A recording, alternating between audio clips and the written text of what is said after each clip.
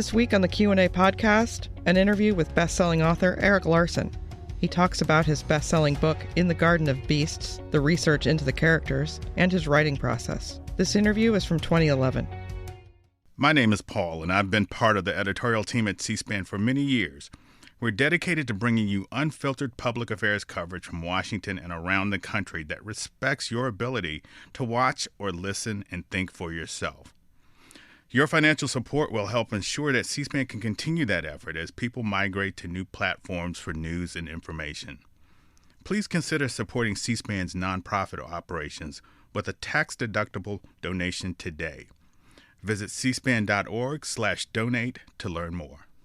Erik Larson, author of In the Garden of Beasts. I want to show you a picture and get your immediate reaction. Hitler, Hitler, in practicing for one of his amazing speeches. It's in your book. Why?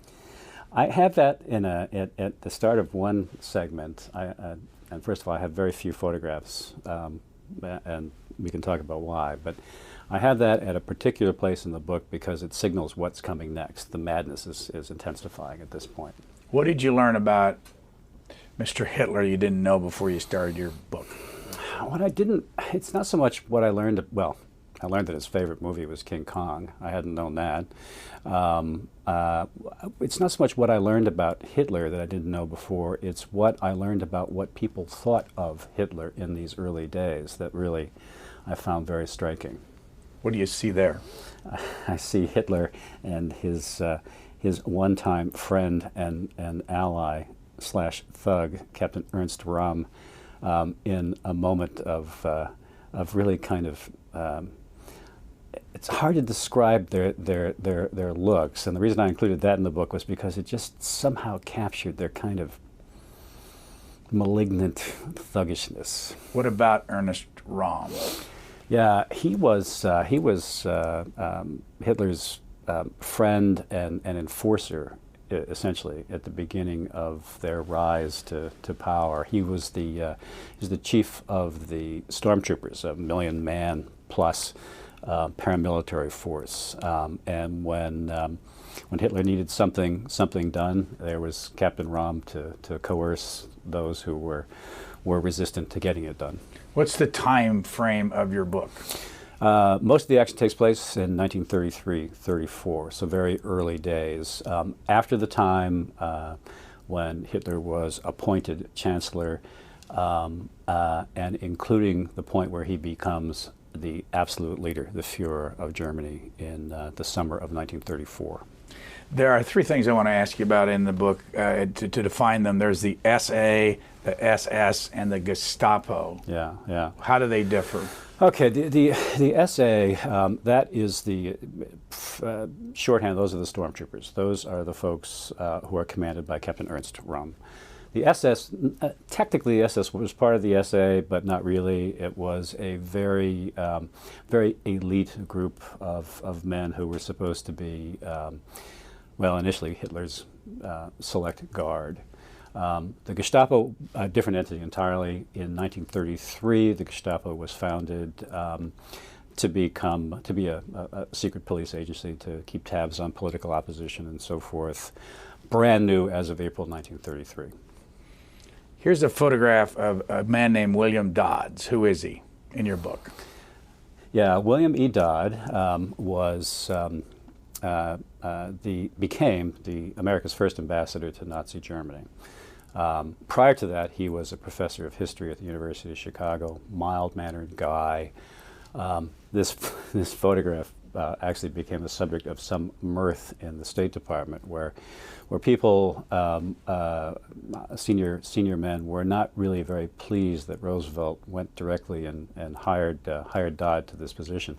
This photograph shows Dodd dwarfed by a tapestry behind him and by his desk, and those who were his opponents in Washington felt it was really kind of a funny photograph. This is a picture of his daughter, Martha. Her role in your book. Yeah, that's not her best shot, I have to say, but there's a glam shot in my book. We have another one that we're going to show. Yeah, the one in your book. Yeah, Martha was his daughter, and the reason that I found her, yeah, there she is in her glory. The reason half the reason I did this book is Martha, because when she arrived in Berlin with the family, she was in love with what she referred to as the Nazi Revolution. She was enthralled by the Nazis, which is really struck me as a completely surprising thing, given what we all know, hindsight. I mean, how could you actually be enthralled with the Nazi Revolution? But there she was, and that was not an unusual position for somebody to have. Go back to William Dodd, who was professor at the University of Chicago in 1933. You said that he was the first ambassador to the Nazi regime. Yes. How did Hitler become chancellor and then the ultimate Führer of the country? Yeah, Hitler, interestingly, and I guess I didn't really know this before I went into this book, but Hitler was appointed chancellor early in 1933 in essentially a political deal. Those who engineered this deal felt that they could control him, and were obviously proven wrong. He became he didn't possess all powers initially. He was chancellor.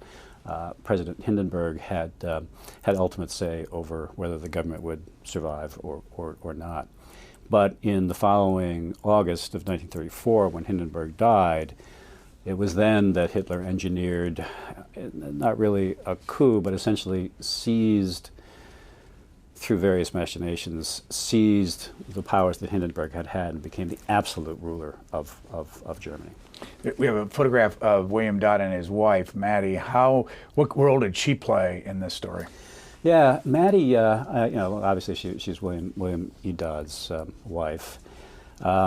She was, in my book, she actually takes kind of a background position, mainly because, sadly enough, there just is not a lot of material out there about her. She's kind of a stabilizing force in the family, a very, very charming, soft-spoken Southern woman who finds herself in the midst of this cauldron of the Nazi regime, and found herself she really disliked a lot of the Nazis, but also curiously liked others. I mean, for example, she was the hostess of the family, of course, and one of the senior officials, the head of the Reichsbank, she loved having him come to parties because he was always willing to fill an empty seat at the table if somebody canceled out on a dinner party or something. So she liked some of the higher ups, but she was just really unhappy with all the trappings and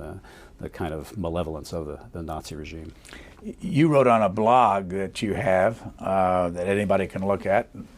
And when did you start that? Anybody who wants to spend a nice, boring afternoon, they can feel free to check my blog. When did you start the blog? Because you said in one of your blog posts that you were late to the game. I was very late to the game. I started my website, launched my website in January of this year. And I started it because I felt that I wanted to communicate information about this book as its launch approached. And also because I wanted people to know that I'd written more than one book. Early in July, you wrote this. Once again, I'm stranded in the, quote, dark country of no ideas, unquote, as a friend of mine once described it, that place where I end up after completing a book. I want you to go back to the dark place before this book. Yeah. Where was that dark place, and how did you get out of it? Yeah. Well, let me just explain first what that means. I mean, whenever I finish a book, I don't know why this is the case, but whenever I finish the book, I do not have a backlog of ideas to immediately go to. It's like all the other ideas that I ever entertained have disappeared. I start with a blank slate. I don't know why that is. For a lot of writers, that is not the case. And it is kind of, for me, a very hard place to be because I want to feel productive, and yet I have nothing to really work on. It's merely a process at that point of putting myself in the way of luck, trying to find this next book idea. So this goes back to probably 5 or 6 years ago. It's not to say that I've been working on this for 5 or 6 years. This book took probably about 4 years altogether. But about 5 or 6 years ago, after completing my previous book, Thunderstruck, I was again in this dark country. I was trying to think of something to work on. And really just to jumpstart my thinking, I went to a bookstore in Seattle, where I live, and just started browsing the history section and just kind of seeing what covers of books would appeal to me, what covers were sort of an immediate turnoff to me, what bored me, just to kind of get my mind thinking in different channels. And I came across a book, face out on the shelf, that I had always meant to read. 1,200 pages, tiny print, kind of intimidating, no photographs.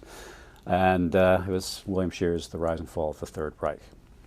Decided I had nothing better to do. Took the book home, started reading, loved it.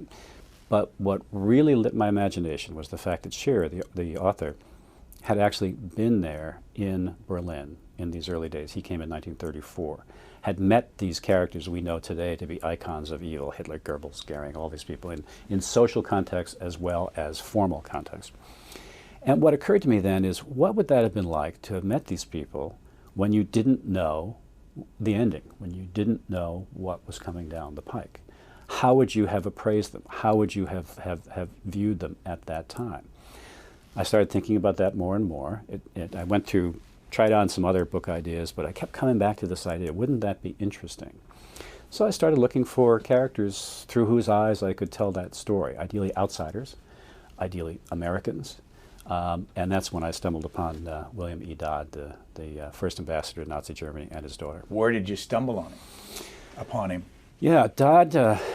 I started reading as many personal memoirs and diaries from that era as I could, and at some point came across William E. Dodd's diary, published diary, and read that, and I liked it very much. I liked Dodd as an individual. I liked his story, the fact that out of the blue he became the ambassador to Nazi Germany when really there was no good reason for him to be an ambassador. He had no diplomatic training, nothing. So I really liked that. But I wasn't so enamored of him at that point that I wanted to hang an entire book on him. It was when I stumbled across his daughter's memoir, which is probably soon after that. That was when I realized, yeah, these might be my characters. These might be the people I want to follow into Nazi Germany, because they both have had such different orientations at first, but they both undergo what I see as very compelling personal transformations. And as you know, in fiction, you can't write a good novel without having a character be transformed in one way or another. In nonfiction, since you have to go with what you've got, it is relatively rare to find people, let alone two people in the same family, who undergo a very satisfying real-life transformation. You're still in that dark spot of looking for ideas right now for the next one. Now that this book is done, yeah, I'm looking for the next, and I've killed off a couple of ideas thus far. So, how many affairs did Martha have that you could find, and why was it? Why were you able to find all these affairs? First of all, I don't know how many affairs she ultimately had. I can talk about some of the key affairs, and she had quite a few affairs. She was. Well, addressing first how does one know? First of all, she tells us. She tells us in her memoir and in her papers at the Library of Congress. She makes a lot of reference to the people she knew and became involved in affairs with. She was one of these people who, we all have met them, and we've probably all, to some extent, dislike them because we want to be like them. She's one of these people who had immense personal charm vis-a-vis the opposite sex. You go through her early papers, you find even when she was in what would have been late high school, early college, she was courted by people who ordinarily would be courting older and maybe more sophisticated women. I mean, she just had that thing. Let me interrupt just to show a picture of Carl Sandburg, because you learned early in your book that did she have an affair with him? She had an affair with him, and in fact, one of the delights of my of the research process, and I always do my own research, and in large part that's because of moments I'm about to describe. I was going through Martha's papers at the Library of Congress, and she has, I believe the total is 70 linear feet of documents at the Library of Congress. And in one file, as I was going through all of her papers, I came across, in a clear plastic archival envelope, I came across 2 locks of Carl Sandburg's hair, tied each at one end with the old like black coat thread. And I just found that absolutely charming. There they were, 2 locks of Carl Sandburg's hair, and I can report that his hair really was quite blonde and actually quite coarse as well. And you put it on your blog, but you didn't put it in the book. Well, I mentioned. I think I mentioned his locks somewhere. I'm talking about the photograph. I mean, you didn't. The photograph is not in your book, but and let me just stop you there to also ask you. You made a comment earlier about the decision on what photographs to run and what not to run. We showed an earlier photo, say, of Martha, but you didn't put that one in the book. I didn't put that in the book because, well, for a couple of reasons. I wanted to have her more glamorous image in the book because I think that more captures how she came off to the people she encountered in real life. You know, with photographs, it's very hard. You could see the one photograph of Martha and find yourself thinking, this woman was attractive. She had all these affairs. What was this? What was happening? One right here. Well, yes, right. But she was. I think the glamorous photograph really sort of captured better the sense of what people saw who encountered her on a daily basis in Berlin in that period. But what about your, I mean, we're going to show some photographs that aren't in here, but what was your overall philosophy of what to run and what not to run? I have a very sort of peculiar view of photographs in books. Frankly, if it were entirely up to me, I would have no photographs in the book whatsoever. Because it is my goal, well, as strange as this may sound, it is not necessarily my goal to inform. It is my goal to create a historical experience with my books. My dream, my ideal is that someone picks up a book of mine, starts reading it, and just lets themselves sink into the past and then read the thing straight through and emerge at the end feeling as though they've lived in another world entirely. Photographs, as valuable as they can be, are a distraction, I think, in the reading process, if you will. If you have 10 photographs stuck in what they refer to as a signature at the heart of a book, to me it is like having a lighthouse in the fog. You want to turn back to those pages and that signature every time you come across a passage involving somebody you want to kind of find out about. Because of that, because I don't want a signature in the book, because the marketing folk at publishing companies insist on photographs, I've come to what I consider to be a happy medium. And that is, at the start of each major section of the book, that is what I refer to as a part 1, part 2, part 3, that's where you'll find a photograph. And that photograph does work. It's not just stuck in there, it does work. It tells you something about what's coming next in that part. It ideally propels you into it. Also, you come across the photograph in the course of your reading. It's not like you can find that photograph readily. You can't thumb back to it. You come to it, you acknowledge it, you see it, you read it for what it, take the meaning of it, and then you move on. And then the next part, similar thing happens, and you're propelled forward. So that's my philosophy. Here's a photograph that's not in the book also of another one of her affairs, Thornton Wilder. Yeah, now Thornton Wilder, I don't think she had an affair with him. I think even at this point he had pretty much declared his interest in another direction. They were very good friends. They were very good friends. In fact, she carried a picture of him in a locket. What is remarkable, though, is that she managed to have these friendships with such potent literary figures in that time, which also speaks to her compelling character. Who else? Well, Carl Sandburg. But she also had Thomas Wolfe. Was that an affair? Thomas Wolfe, of course. Thomas Wolfe, her affair with Thomas Wolfe occurs pretty much after the action in the book. 1933-34 is when the book is centered. He comes into the picture fairly late in the program, but they had quite a hot and heavy affair, actually. And he was a frequent visitor to the embassy. Who knows? Who knows how she was able to do it? But there too, it was clearly a physical affair. Well, I read that Leonardo DiCaprio is going to play Dr. Holmes from your book of Devil in the White City, which came out, what was it, about eight years ago. It doesn't seem like that, but yes. Yeah, I mean, that was the last time you were here. And then as I read this book, Martha stuck right out as a possible future movie Yeah, person. Who would play it? Scarlett Johansson. I don't know, maybe, or nah, it's hard to speculate, but it would be. I think it could make a very interesting movie. Actually, I think it'd be a better miniseries, frankly, sort of a dark upstairs downstairs. How many of your books have been made into movies? None as yet, but a lot of them have been optioned, but none made into movies yet. Isaac Storm? Not yet. How big a seller was that compared to, say, Devil in the White City? It was a huge seller, but Devil in the White City pretty much dwarfed it in terms of sales. Did I read 2.3 million at least? Yeah, for Devil in the White City, yeah. And do you fight this as you write books? Do they all go back to, this is not Devil in the White City? You mean, do I have to deal with the pressure of having had a book like Devil in the White City? Yeah. Yes. Yeah. And thank you for mentioning it. What kind of, but you're in that unusual position that no matter what book is sold, you get something from it.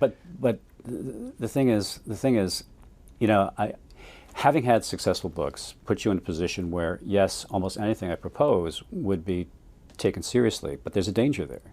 So really, all the pressure is on me to come up with a winning idea that I feel passion is a strange word, that I feel sufficiently compelling to spend the next 4 years or more with. But also, I have to be very much aware that there is an inclination to acquire whatever idea I put forward. So the pressure is entirely on me to come up with something that I can live with in that time. Is it daunting to try to feel like I have to do as well or better with the next book as I did with Devil in the White City? Yes, it's huge pressure. Let's go back to the book and show some more photographs and tell us who this man is right here. Yes, this is one of my favorite characters in the book. This is Rudolf Diels. Rudolf Diels, who was the very first chief of the Gestapo. The Gestapo was formed in April of 1933. I have to emphasize first, because Diels lasted in that job for 1 year and was replaced by Himmler, who brought in his protege Reinhard Heydrich, and then the game changed completely. They were as thoroughly evil as any human being could be. Rudolf Diels was, he to me really embodies the complexity and nuance of this period, which is really the message of this book, was how complex this era was, how hard to divine what was coming down the pike, and how easy in other ways, but how hard it seemed to really piece what the future was going to be because of what was happening in 33, 34. He embodies this complexity, this sense of nuance, because he was not a member of the Nazi Party.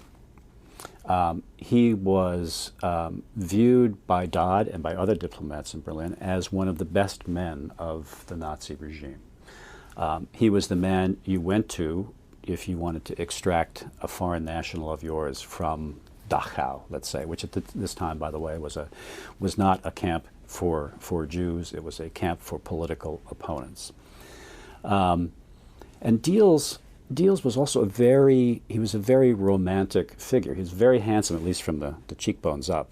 From the cheekbones down, as the photograph showed, he was pretty heavily scarred. And this was from a practice common among students of, when he was a young man, common of young men of his generation, called bare blade dueling, where they would fight with actual swords, sharp swords, the point being to so mark your opponent that you became the victor, and everybody would be sewed up and presumably sent off to class. I mean, it was purely meant to demonstrate one's courage and one's manhood. So here's Diels, horribly scarred from the cheekbones down, very handsome, though, to women. Martha was really taken with him, obviously, and they became involved in what appears also to have been a physical affair. How early in their arrival over there in 1933? The exact date, when they first became an item, if you will, is not known, at least not to an extent that I could find. But it was pretty obvious that by the fall of 1933 they were involved. Just to complicate things, I don't think we found a picture of Boris. You have Rudolph deals over here from running the Gestapo, right. And then who's Boris, and what's the relationship to Martha? Boris is another one of the characters that I found very compelling. Boris Vinogradov. When Martha meets him, and this happens a little after she's become involved with Rudolph Diels. She, by the way, was not opposed to seeing numerous men at the same time. She was really kind of far ahead of her time, I guess, in that respect. Boris was a tall, 6'4", I think, if I recall correctly, 6'4", very handsome Russian, very charming. She meets him. She meets him at a party, and as far as anybody can tell, it seemed to be love at first sight for both of them. They become involved in a very important love affair for her. She would describe it later as one of the 3 great loves of her life. When she becomes involved with Boris, however, she appears not to recognize something that everybody else in Berlin seems to know, and that is that it's very likely that Boris is an operative, or at least in some way allied with the Soviet intelligence apparatus, the NKVD, precursor to the KGB. And eventually this becomes a very important part of the story. There's so many names and so many connections and all that. When you went after this story, where did you go? Did you go to Germany? Did you? I mean, places like how did you educate yourself? And you were a Russian major, as I remember, in Russian history. Yeah. So you hadn't touched the German history part of this? No. This was all new to me. Well, when you study history, when you study European history, you know some of it. And in fact, before I started this, I was a victim. Well, victim is a strong word, but I think most of us tend to view this period, 1933 to 1945, as one homogeneous block of horror and Holocaust, right? And what really surprised me is how many distinct phases and how things evolved from this 33-34 period onward. I just found that this education was, to me, terrifically interesting, and I just went about it the way one would do anything of this kind. You start at the outside. You start with the tertiary works, the great works of scholarship, and let me say right here that I wrote this book about this one very narrow but very important period through the eyes of these 2 Americans. I am not a Hitler scholar. I am not the go-to guy on the history of World War II and so forth. But there are some scholars who have written tremendous works. I mean, Sir Ian Kershaw, Richard Evans, and some of the old classics, Alan Bullock's Hitler, A Study in Tyranny, Shearer's books, Berlin Diary, The Rise and Fall of the Third Reich, and so forth. You start with those and start kind of getting a feel for the territory and start working in. And then you start looking at memoirs, personal memoirs and things like that, not just of my principals, Dodd and Martha, but of the people they knew and who knew them and who make references to them in their works.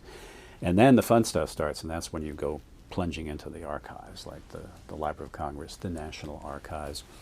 One real surprise to me was how valuable an archive in Madison, Wisconsin became for me on this subject.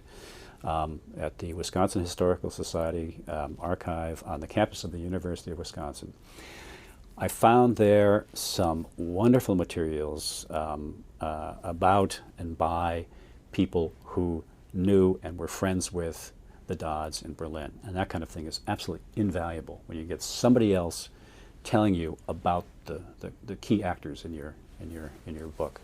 And that was Madison, Wisconsin, of all places. Again, you go back to 1933, connect all these dots. You have Dodd in the American Embassy in Germany. Hitler's the chancellor, but not the top dog yet. Not the top dog yet. Pretty close to top dog, but not totally. Back in the United States, you have FDR in the White House, right. And then you have the State Department. What's the pretty good club?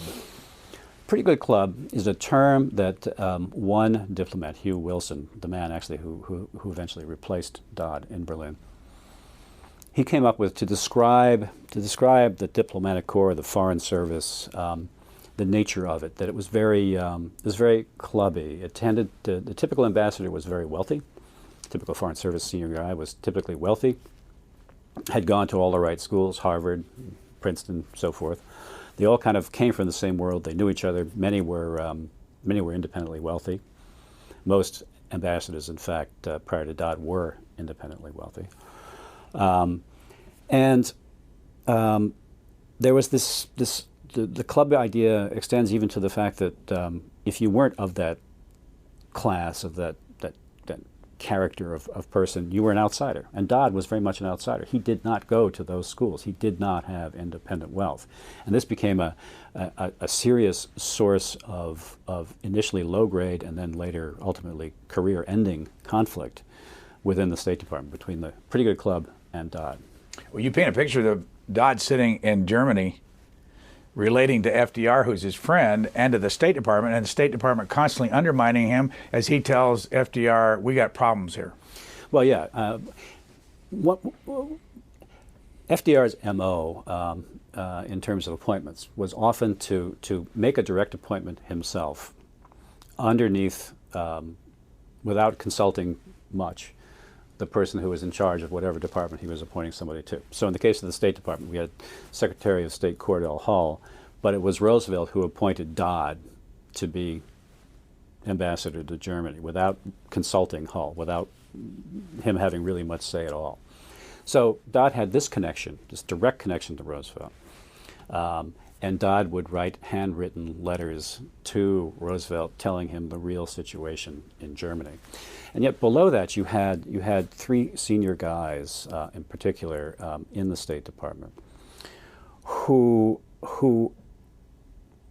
it's not so much that they weren't paying attention, it's not so much that they didn't accept what Dodd was telling the world, well, was telling Roosevelt and them quietly. It's almost as though they felt that that Germany was kind of more an irritant than the important center it would become even in just a year's time. So it was very interesting. The lines of conflict and force within the State Department vis-a-vis Dodd. I was really startled by that, actually. I want to show some more photographs of Germans, well known in this country. Joseph Goebbels. Yeah. The head of the Ministry of Public Enlightenment, the propaganda chief of the Reich. Interestingly, in 33-34, Goebbels was a coveted party guest. He was a coveted guest at diplomatic functions because he had a great sense of humor, or was perceived to have a great sense of humor, a vicious sense of humor. But I found that really intriguing, startling, actually. Could you learn in all this whether they could speak English?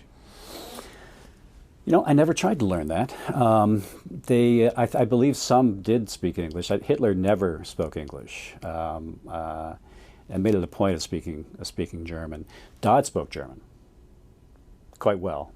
Martha halting, but she learned quite a bit of German as she went along. Heinrich Himmler, next. What about him? By the way, these three in a row all committed suicide, all with cyanide at the end of the war or somewhere in the process after the Nuremberg trials. But Mr. Himmler. Yeah, Himmler, former chicken farmer who became a senior police official in Munich, had ambitions to run all the secret police operations throughout Germany, ultimately replaced Deals as head of the Gestapo, or as head of the entire apparatus that included the Gestapo. Thoroughly mundane human being, thoroughly evil human being. What evidence I know this is a silly question, but what evidence, how did you find out how evil he was? Well, history tells us that. I mean, during this period, the interesting thing is that no one knew exactly how awful this guy was going to be, so one has to be very careful. In my book, Himmler plays a fairly mild, fairly minimal role, only because he doesn't take prominence in Berlin until after, let's say, March of 1934. But you know, Himmler, the Gestapo after that, the role in the Holocaust. I mean, that's all known and obvious. At this time, however, he was just considered to be sort of a rather mundane individual. always the same kind of bland appearance. Looked like a school teacher more than this evil police agent. Goring on the screen. Yeah, Goering was he was very large, fat. He was a former World War I flying ace. He was said to have had tremendous courage. The time the Dodds arrive, Goering is considered one of the better men also of the regime. That is to say, it's more of a relative thing at that point, relative to Hitler, relative to Goebbels. People could stand Goering much more readily. Dodd found him to be fairly reasonable, rational at first, although Goering seemed at heart to be kind of a flamboyant 9-year-old boy who happened to have a lot of power. He was a very strange character. There's a charming moment, I think, when Mrs. Dodd, Martha's mother, is at a function at the Italian embassy. It's a concert, and there are all these little gilt chairs set out in the room for people to sit in to listen to this concert. Goering, again, who's quite large, sits in the chair directly in front of her and just absolutely overwhelmed the chair. And she spent her time at that concert terrified that his chair would break and Goering would come collapsing into her lap. So it's kind of a nice little moment.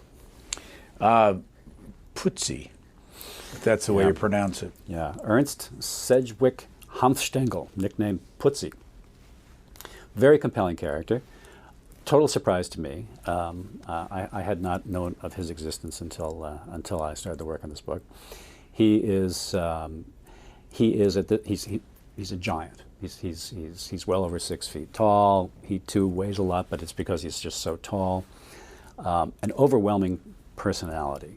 He was also a very talented piano player. Talented in a sense. He had a broad repertoire, but he played with a certain kind of vehemence that may have probably meant that he wasn't all that. You wouldn't want to hear a concert necessarily by Putsy. But he played piano at night for Hitler, late at night, was reputed to play late at night to kind of help Hitler calm his nerves at the end of a long day. And Hitler would listen to him play and perhaps even weep at times by the passion that Putsy was putting into the music. One interesting note about Putsy is that his mother was American. He was a Harvard graduate himself, but not a member of the Pretty Good Club in any sense of the term. What was the story about Martha and Hitler? And somebody attempted to. Well, that was Putsy. He had some pretty wild ideas, and at one point, according to Martha's memoir, Putsy calls her up and he says, I think that Hitler would be a much better human being, a much more moderate individual if he simply had a good woman in his life. And he tells her in this phone call, he says, Martha, you are that woman. And then he arranges this very strange encounter at the Kaiserhof, which is one of the places that Hitler liked to hang out. Putsy orchestrates this meeting. He has Martha and himself sitting at one table. Hitler comes in, takes a seat at another table. Putsy arranges a meeting between the two of them. Hitler kisses Martha's hand at least twice, apparently, during this encounter. She sees him up close for the first time, judges him to be a very ordinary seeming man with a certain boyish charm. But what she's most struck by is, as others have reported as well, is his eyes. They have this almost hypnotic quality that when they make contact. Nothing comes of the meeting. Obviously, she does not have an affair with Hitler. It's just that one moment, and then it's over. Go back to the beginning in 1933. Do I remember that Martha was 24? Mm-hmm. How old was her father?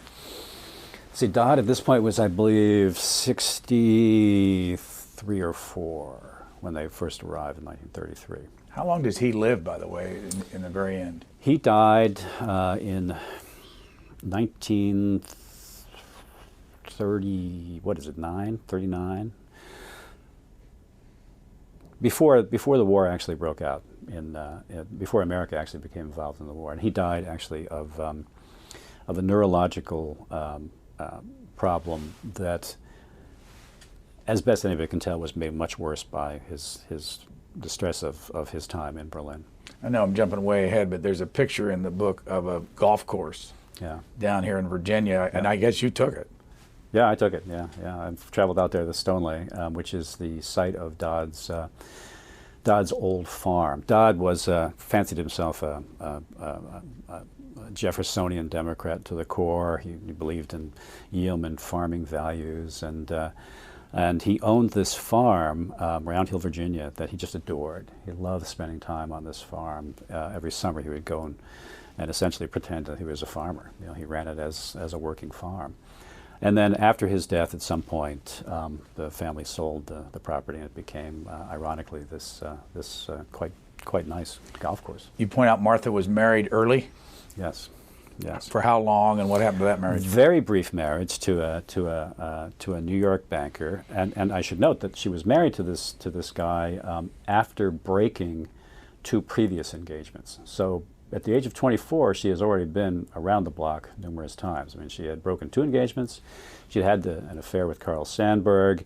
She had other love affairs with other younger men, and she had gotten married to this New York banker, and had kept this marriage a secret, actually, from her friends. The only people who knew about this marriage were, of course, the husband and the family, and the families involved. But right there, there's evidence that there was a problem to begin with, and sure enough, soon that marriage began to fall apart.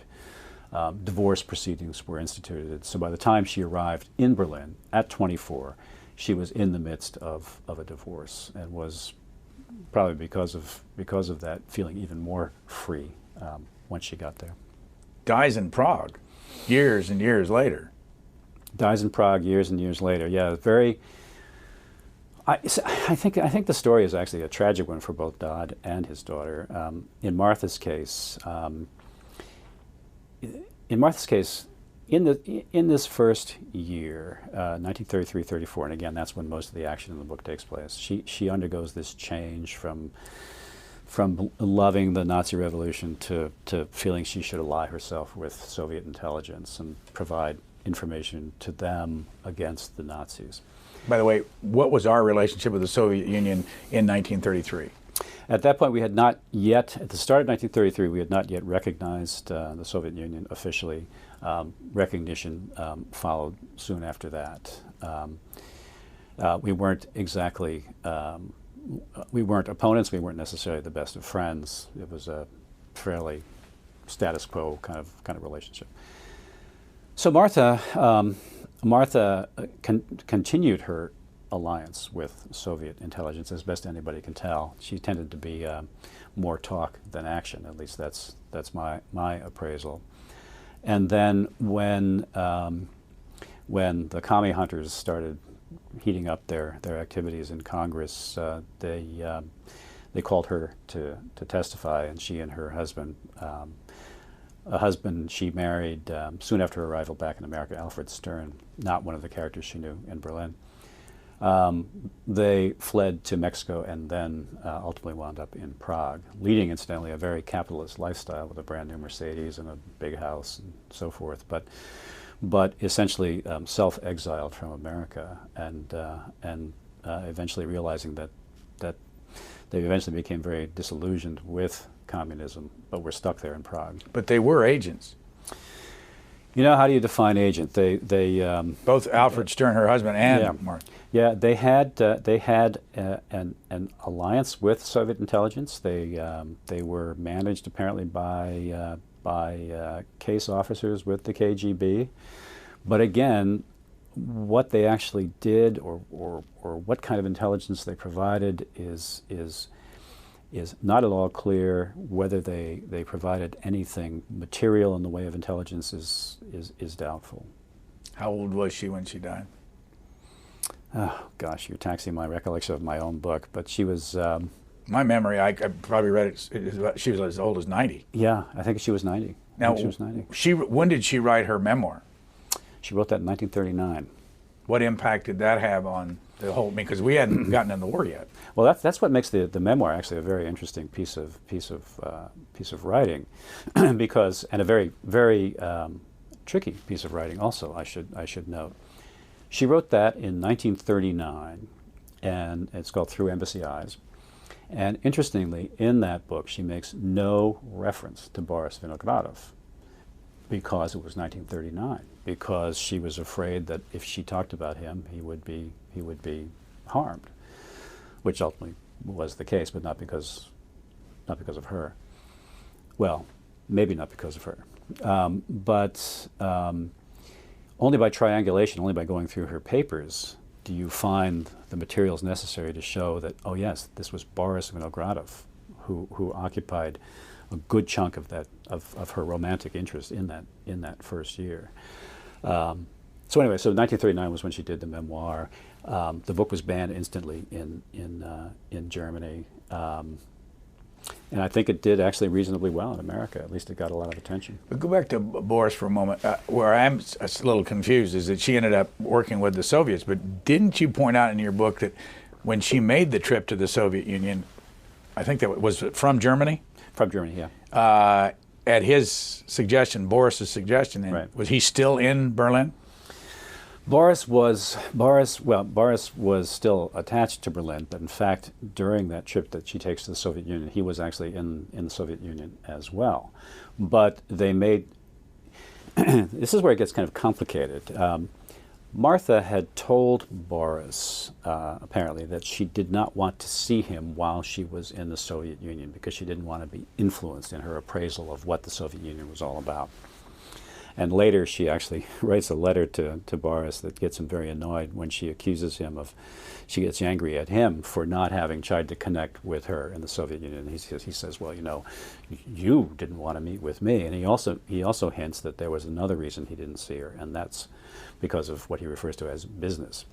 And it may be, well, it seems pretty clear now based on intercepts and KGB documents that have been unearthed, not by me, but by others. It now seems quite clear that the Soviet intelligence, that the handlers at Moscow center wanted Boris to stay away so that they could court, so that the intelligence agency itself could court Martha and try to get her allegiance. But she didn't, I think I remember, she didn't like what she saw. She didn't like what she saw in the Soviet Union. She found it a very drab, depressing place, but apparently was able to overcome that, at least in terms of her ideological allegiances. But yeah, she was really kind of dismayed by what she saw and experienced. Did you ever get a sense of why she had these ideological leanings? The sense that I got, and the sense that she conveys in some of her writings and her papers, is that it was mainly, it wasn't so much that she was in love with the Soviet Union or communism, it was that she was really deeply opposed to the Nazis and the Nazi regime by the time this first year comes to an end.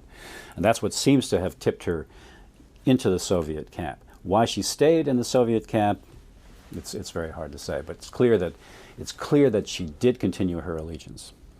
Your book has been on the New York Times top 5 for, what, a couple months now? I think so, yeah. Much to my relief. Your relief, why? I sometimes think back and I wonder to myself how I dared do a book about the Nazis and the Third Reich. It's not like there aren't enough books out there already, you know, that it is one of the most heavily written about subjects. Maybe only equaled by the Civil War, you know, and what made me think that I could leap in there and maybe say something new about one part of it, I don't know, but I am so relieved that audiences seem to get it, you know, they seem to appreciate that this is a different kind of look at that era through very different perspective, and it seems to have caught on. You know, you're one of those authors that everybody looks forward to those books to say, we got another one of those stories. How did you know, by the way, how well did Thunderstruck do? Thunderstruck did well. I mean, it hit the New York Times bestseller lists and both paper and hard. Didn't do as well, anywhere near as well as Devil in the White City, but I mean, I think it did fine. And actually, I still hear from. It was more of a guidebook, I think. I mean, I still hear from a lot of when I was taking this book around the country on a book tour. I would always hear from. I was very glad to hear it. I always have people, men typically, come up to me and say, Thunderstruck was my favorite of your books. And that was about what? Thunderstruck was about. It was two converging narratives, and a lot of people actually have sort of, I think, have kind of criticized me for trying to do what I did in Devil in the White City with two disparate narratives coming together. But in fact, the Thunderstruck thing came about completely by accident, and it is in fact two narratives. One about Marconi, the inventor of wireless, the other about Hawley Harvey Crippen, probably the second most famous murderer in English history, although he killed only one person. And it's about how wireless led to this amazing chase across the Atlantic, with the whole world watching this chase, but Crippen, the target of the chase, being completely unaware because of the miracle of wireless. All these messages were going out. The world was following the chase. He went about his business in disguise on this ship as if nothing were happening. Now you'd have Twitter. So. You'd have Twitter, yeah, exactly. You live in Seattle, married to a doctor. She's still Yes. practicing? Still practicing, yeah. She's a neonatologist, intensive care for newborn babies, and she sort of runs a little empire there in Seattle. You have 3 daughters? 3 daughters. Where are they? They've become very expensive daughters. One is one has just finished college and is now in graduate school, actually here now in Washington. Another is at the University of Chicago, interestingly, living not far from where Dodd lived when he was there. And then the third is going through pre-college angst with SATs and ACTs, and she's a junior in high school. Let's go through the quick biography. You were born where? I was born, as was half the world, in Brooklyn, New York. Went to college where? Went to college, University of Pennsylvania in Philadelphia. And did you get a master's degree? Not there.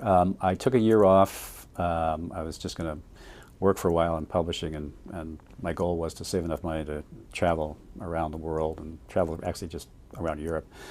And then I made the mistake of seeing All the President's Men, and decided I had to go to journalism school, and went to Columbia, which is where I got my master's. And how many different newspapers?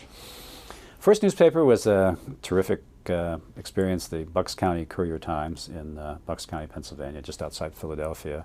Got extremely lucky, went to the Wall Street Journal, initially to the bureau that was based in Philadelphia. There's no longer a bureau there, but that was the biggest break of my career. That was a fantastic thing for me.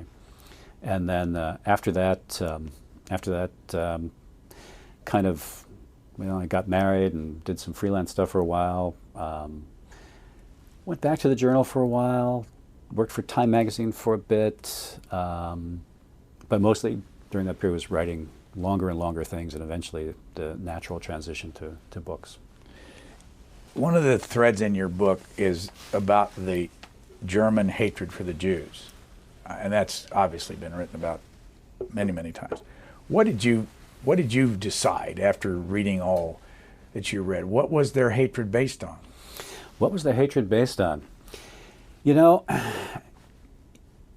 don't know. I don't think anybody knows. I don't think anybody can ever really understand what drives somebody to hate a particular race. What I was startled by, though, and intrigued by, is a thesis put forward by Sir Ian Kershaw about anti-Semitism in Germany. And it is his contention that for the average German, the question of anti-Semitism, the Jewish question, the Jewish problem, whatever you want to refer to it as, was very much an abstract thing. That for the average German, the German in the countryside, it was not really, hatred of Jews was not something that was really high on their platform, because there were relatively few Jews in Germany. There were very few Jews in Germany, and most of these Jews, most lived in the big cities, in Berlin and Munich and so forth. So the average German, the average guy in a small town Germany, had very little contact with Jews. So any kind of anti-Semitic attitude was very much an abstract. That was not the case, as Kershaw points out, among members of the Nazi Party, among the stormtroopers, a self-selecting group who loathed Jews, for whom anti-Semitism, for whom hatred of Jews was one of the key reasons to be in this movement. Any sense of what was it a device for them to get everybody all stirred up if there weren't that many? It was a device. It seemed to be a device, but again, Kershaw's thesis is so interesting because it suggests that if it were a device, it had limited impact in terms of the broad German population, but a lot of power in terms of those who were already thinking in those directions among the stormtroopers and so forth. You did something that you don't often see in a book, and that is you quoted directly Sir Ian Kershaw. I don't know, I remember 3 or 4 times in there. I mean, most times it's in a footnote or back in the back. Right. Why did you do that? And tell us a little more about him. Yeah, I did that because he is the man. He is, I would argue, of course now other scholars will condemn me for this, but I would argue he is the Hitler scholar. And when you have someone like that, I think you need to acknowledge as clearly and upfront as you can. And because also some of the things that he found are just so fascinating. I mean, in one of his books, he notes that Hitler's favorite movie was King Kong. That's lovely stuff. That's the kind of little detail that I just love. We are almost out of time, but I have to ask you about this fascination you have with little statues. The little things you put in hotel rooms. Are you referring to the Windowsill Wars? I am, yes. Where in the world did that come from? Do you know? Yes, I see one of them right there. Yes, this is after the wars are over, by the way, when the characters have dispersed. And these little characters, by the way, come from Red Rose tea boxes. Those of you out there who drink Red Rose tea will know exactly what I'm talking about. And one day, this is what happens when you start a website, One day, this is after Christmas, and I'd gotten a new windowsill toy. And I started thinking to myself, what if this new windowsill toy, I have a lot of these things on my windowsill, from nunzillas to wind-up things and serpent pens and so forth.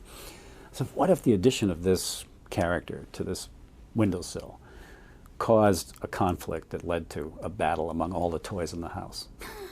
So I just decided to follow that thread in installments on my website. And you know what?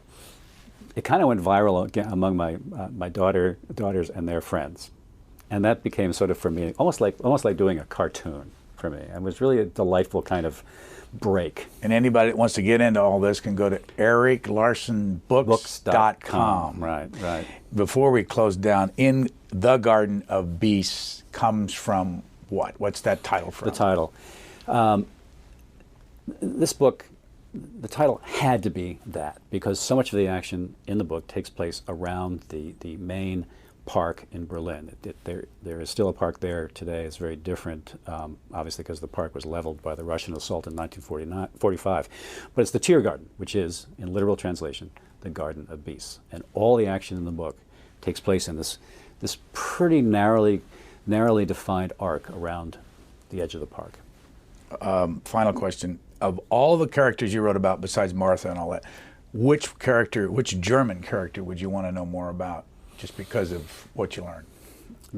Rudolf Diels, the first chief of the Gestapo. I find myself just absolutely fascinated by him, and fascinated by the fact that he survived the war and afterwards testified on behalf of the prosecution against the war criminals of the era. Erik Larson, we thank you for your time. Thank you. Thanks for listening to C-SPAN's Q&A podcast. We'll spend the next several weeks dipping into our archives, sharing some of our best episodes. And Q&A will be back in January with new episodes. So be sure to follow this feed so you never miss an episode.